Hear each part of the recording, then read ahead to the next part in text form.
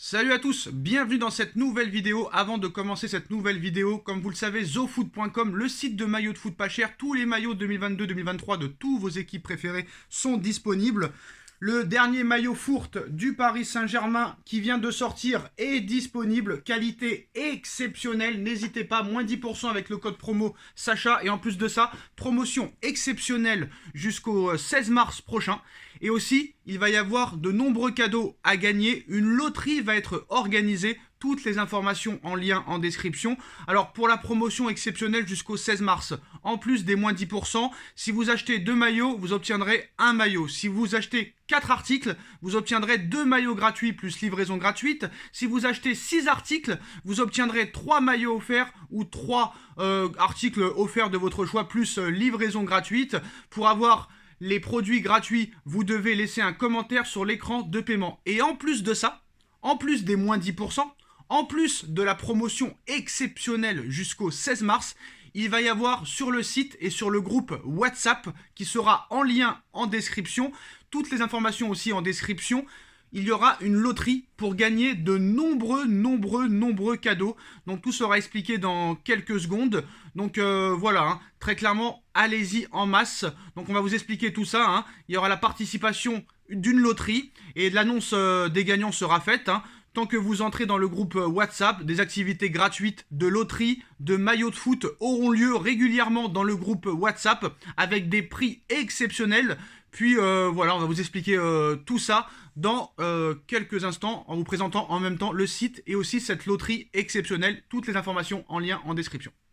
Voilà les postos, zofoot.com, moins 10% avec le code promo Sacha plus promotion exceptionnelle jusqu'au 16 mars. Et en plus de ça, afin de redonner à nos clients et de vous remercier pour votre soutien à long terme, nous organisons un tirage au sort pour des maillots de football gratuits. Rejoignez le groupe WhatsApp pour participer à cette loterie. Ça va être complètement incroyable et des offres complètement dingues à gagner. Tous les liens sont en bas en description.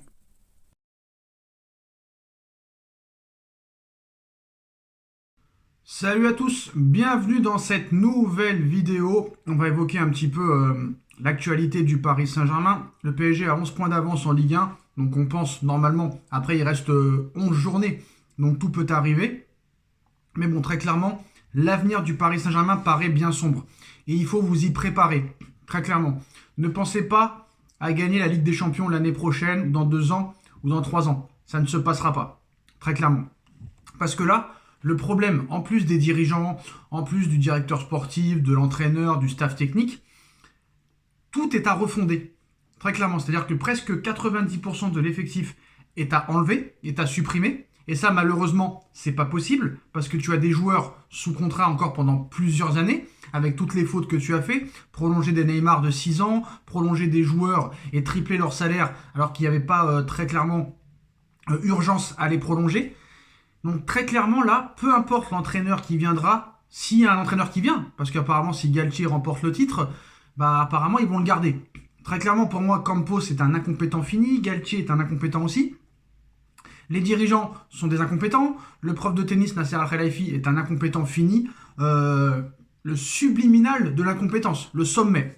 Alors très clairement, moi comme j'ai dit, il faut se préparer à prendre réellement un coach sur le long terme, le laisser travailler, le laisser choisir le mercato. Et c'est pas ce qui va se passer. C'est pas ce qui va se passer, très clairement. En plus de ça, tu as maintenant très peu de moyens pour recruter. Tu as 8 ou 9 joueurs qui vont revenir de près et ça va être très compliqué de les dégager. Alors que l'avenir de Galtier se dessine maintenant en pointillé, on va dire, parce qu'il faut se rappeler quand même qu'à chaque fois qu'un entraîneur a perdu en Ligue des Champions, Nasser le soutenait le lendemain et 3 mois après, ils étaient virés. Donc ça veut rien dire que Nasser soutienne Galtier. Ça veut strictement rien dire. Alors, l'avenir de Galtier se dessine en pointillé sur le banc du Paris Saint-Germain. Alors très clairement, qui serait vraiment le coach idéal peut-être sur le long terme pour pouvoir faire quelque chose? Alors, nommé en juillet dernier en remplacement de Maurizio Pochettino, Galtier ne devrait pas faire long feu au Paris Saint-Germain. Voilà, déjà il est en fin de contrat en 2024. Donc le technicien ne devrait pas survivre, je pense, pour moi, mais après on ne sait pas ce qui peut se passer. Pour moi c'est du bluff, de faire croire que Galtier va rester, pour moi c'est du bluff. Et pour moi il ne devrait pas survivre à cette nouvelle désillusion européenne du PSG, très clairement. Moi je pense que le sort de Galtier, hein, ils n'en parlent pas, mais ils vont attendre le mois de mai ou le mois de juin. Pour moi, le sort de Galtier est d'ores et déjà réglé, très clairement, par le Qatar et par Nasser Al-Khelaifi. Même si pour moi, Nasser Al-Khelaifi devrait aussi prendre la porte comme Christophe Galtier. Mais ça se fera pas. Alors, une réunion de crise avec Galtier était prévue jeudi dernier, mais elle a été reportée. Étant donné les résultats, il ne peut pas continuer au Paris Saint-Germain pour moi la saison prochaine. Je pense que son avenir est scellé. Pour moi, il sera licencié, très clairement. Je pense, parce que comment faire autrement? Maintenant, qui pour diriger cette équipe? Qui pour diriger cette équipe une bonne fois pour toutes en cas de départ de Galtier? Alors, depuis plusieurs semaines déjà, hein, et plus encore depuis l'élimination du Paris Saint-Germain en huitième de finale de Ligue des Champions contre le Bayern de Munich, plusieurs noms d'entraîneurs sont associés au rouge et bleu pour prendre éventuellement la place de Galtier la saison prochaine, de Thomas Tuchel à José Mourinho, en passant par Thiago Motta, Steven Gerrard ou encore Marcelo Gallardo. À part José Mourinho, là très clairement, il n'y en a aucun à retenir. Gallardo, j'en veux pas. Tuchel, j'en veux pas. Steven Gerrard, j'en veux pas. Motta, j'en veux pas. Mourinho non plus. Honnêtement, je n'en veux pas. Mais Mourinho, pour moi, voilà, c'est pas l'entraîneur idéal. Mais c'est vrai que dans le vestiaire, il pourrait mettre de l'ordre. Je pense que c'est un mec qui aurait pas peur de mettre un Neymar sur le banc, un Verratti sur le banc, un Marquinhos sur le banc. Après, au niveau jeu et au niveau résultat, ça, c'est pas une garantie. Alors, les médias multiplient les pistes pour l'après Galtier.